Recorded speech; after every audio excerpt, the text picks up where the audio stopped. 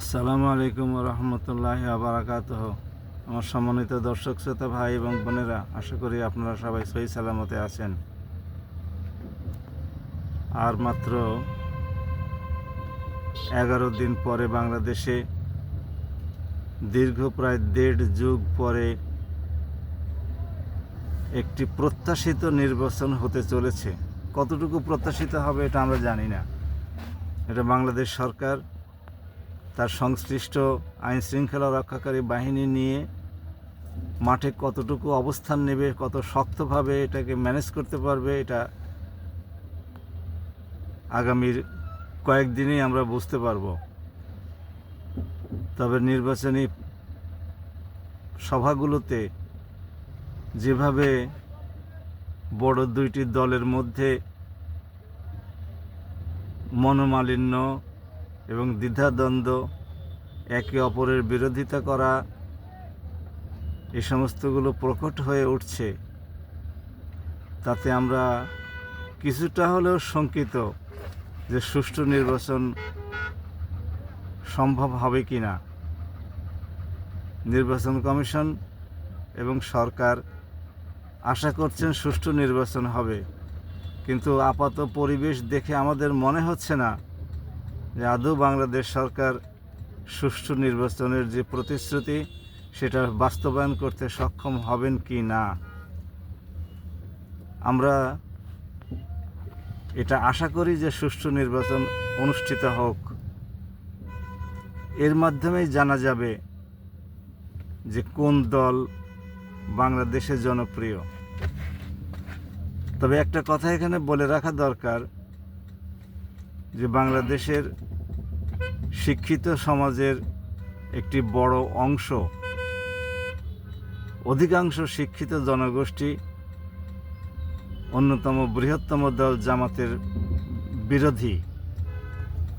তারা সেই ৭১কে কেন্দ্র করে এখনও জামাতের বিরোধিতা করেই যাচ্ছে।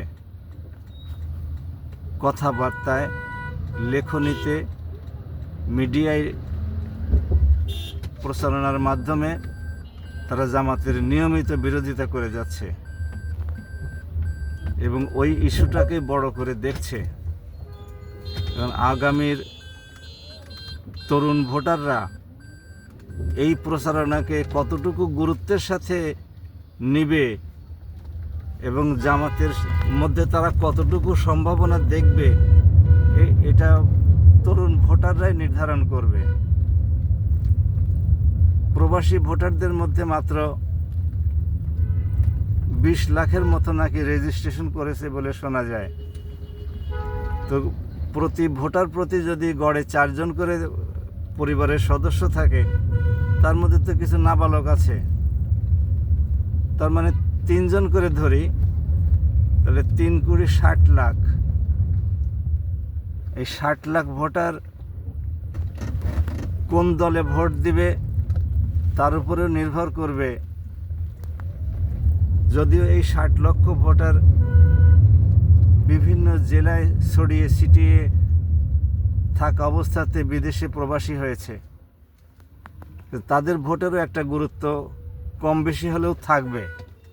তবে অধিকাংশ ক্ষেত্রে জামাত যেহেতু প্রবাসীদের ভোটাধিকার এর প্রসঙ্গটা সামনে এনেছিল এবং শেষ পর্যন্ত এটা সরকারকে দিয়ে বাস্তবায়ন করিয়েছে, কাজেই অধিকাংশ ভোটারই, প্রবাসীদের অধিকাংশ ভোটারই জামাতের পক্ষে অবস্থান নেবে এবং তাদের পরিবারের সদস্যরাও তাই করবে বলে আমাদের মনে হয়। এখন এই ভোট সারা দেশে ছড়িয়ে যাবে। সারা দেশে 60 লক্ষ ভোটার ভোট দিবে 300 প্রার্থীকে। এমন নয় যে পার্টিকুলার কোনো জেলায় বা পার্টিকুলার কোনো কনস্টিটিউয়েন্সিতে তারা ভোট দিলেই হবে। যদি এরকম হতো তাহলে তো সেই এলাকার প্রার্থী জিতে যেত। এরকম তো হবে না। আরেকটা জিনিস হচ্ছে, জামাতের তৃণমূল পর্যায়ে শক্তিশালী ঘাঁটি খুব কম এলাকাতেই আছে। বিএনপি দীর্ঘদিন ধরে রাজনীতি করে, ক্ষমতায় ছিল, তারা জনগণকে দানা পানি খাওয়াতে পেরেছে। জামাত তো সেটা পারে নাই। ক্ষমতায় থাকাকালীন সময়ে তাদেরকে দানা পানি খাওয়াতে পেরেছে, নিজেরাও খেয়েছে। এই জন্য তাদের একটা গ্রহণযোগ্যতা পরিস্থিতি তৃণমূল পর্যায়ে রয়ে গেছে। জামাত তো সেটা করে নাই, জামাত কোনোদিন ক্ষমতায় ছিল না, সুতরাং তারা পার্টিটাকে তৃণমূল পর্যায় পর্যন্ত সংগঠিত করতে পারে নাই। এরপরেও জামাতের একটা গ্রহণযোগ্যতা দ্বিতীয় বৃহত্তম দল হিসেবে দেখা যাচ্ছে। এখন আগামী 12ই ফেব্রুয়ারি নীরব ভোটের মাধ্যমে জামাত সেই সমস্ত ভোটারদেরকে কতটুকু কনভিন্স করতে পারে সেটা বোঝা যাবে 12ই ফেব্রুয়ারির পরে। তা আমরা আশা করব জামাত বিএনপির মতো, আওয়ামী লীগের মতো নিষিদ্ধ ঘোষিত কার্যক্রম, নিষিদ্ধ ঘোষিত আওয়ামী লীগের মতো তৃণমূল পর্যায়ে তার সংগঠনকে আরও মজবুত করবে। তাহলে এবার যদি কোনোভাবেই সম্ভব নাও হয় ক্ষমতায় আসা, তাহলে আগামীতে তাদের ক্ষমতায় আসার সম্ভাবনাটা আরও উজ্জ্বল হয়ে উঠবে। তৃণমূল পর্যায়ে সংগঠনকে সুসংগঠিত করতে না পারলে এবং জনসংখ্যা বৃদ্ধি করতে না পারলে কোনো পার্টির পক্ষেই রাজনীতিতে ভালো করা সম্ভব নয় বলে আমরা বিশ্বাস করি। আমরা আশা করব জামাত এই বিষয়ে নজর দিবে। সেই সঙ্গে বিএনপিকেও আমরা বলবো তারা যেন তাদের তৃণমূল পর্যায়ে যে সংগঠন আছে সেই সংগঠনের নেতা কর্মীদেরকে সৎ এবং যোগ্য নাগরিক হিসেবে গড়ে তোলার প্রশিক্ষণ দেয়। তাহলে তাদের সংগঠন আরও শক্তিশালী হবে এবং জনকল্যাণমুখী হবে, জনবান্ধব হবে। বিএনপি শুনবে কি শুনবে না সেটা বিএনপির দায়িত্ব। আমরা আশা করি বাংলাদেশে একটি সুষ্ঠু সুন্দর নির্বাচন অনুষ্ঠিত হোক এবং সেই নির্বাচনকে কেন্দ্র করে বাংলাদেশ ভবিষ্যতে একটি সমৃদ্ধশালী দেশে পরিণত হোক।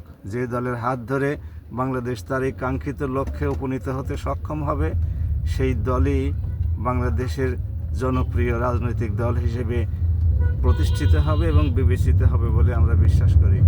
মহান আল্লাহ বাংলাদেশের সহায় হন। আসসালামু আলাইকুম।